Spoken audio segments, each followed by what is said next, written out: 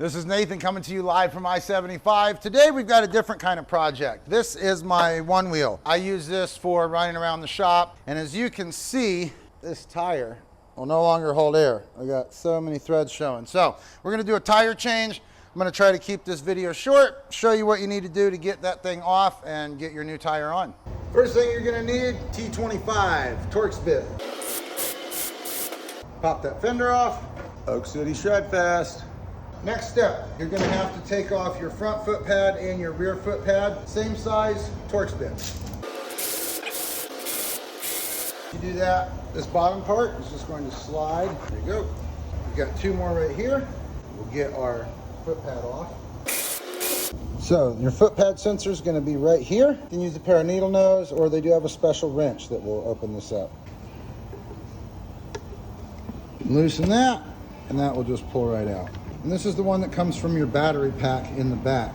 So let's go ahead and take off this battery first. All right, got that off. So the next thing we'll do, we want to get this back plate off. Go ahead and take those 6 bolts out. Woo, that thing is dirty. Since we're leaving this side attached, we're gonna go ahead and just take the one rail off. Let's get our handle off the bottom here first. These are going to be different than your other ones. You can see, can't really mix those up. That rail comes straight off. So there you go. Go ahead and pop this guy up, set it with our other parts here. Get our T47s on this side. And there you have it. Hub and motor are taken apart now.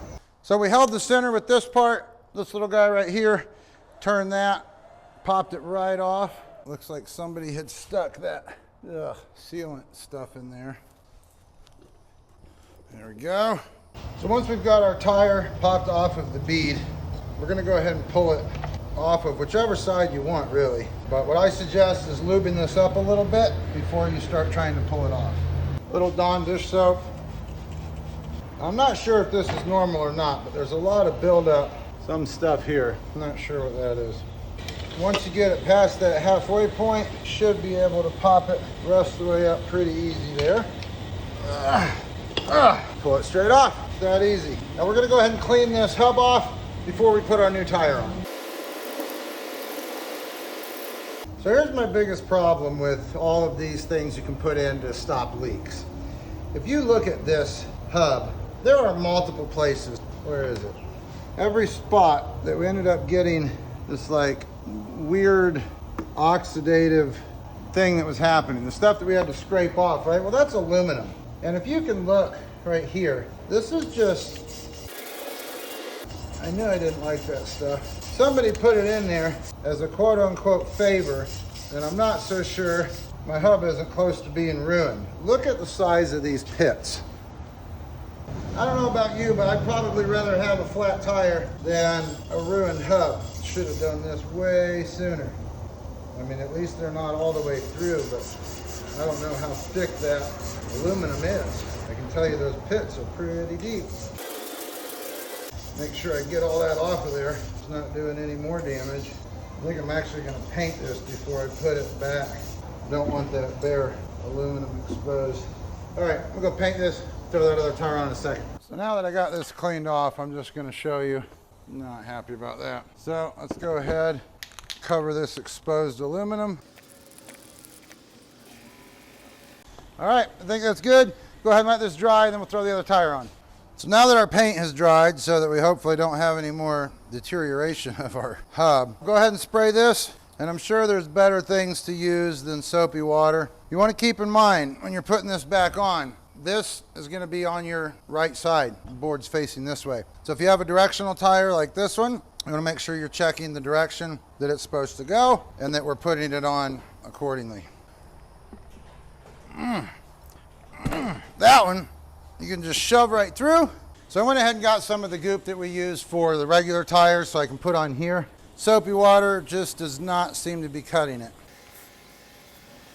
I think I'm going to see if I can use my tire machine. So close. Oh, yes, thank goodness. Let's throw some air in this bad boy, see if we can get it to pop out on the bead. My goodness, not for the faint of heart.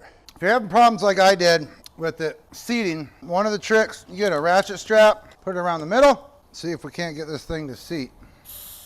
Come on, please. Yes! Nice! We are seated, folks. So, it only took us all day, but we got our new tire on. 25 tools later, stick our valve stem back in. Putting it back together, same way we took it apart, just in reverse.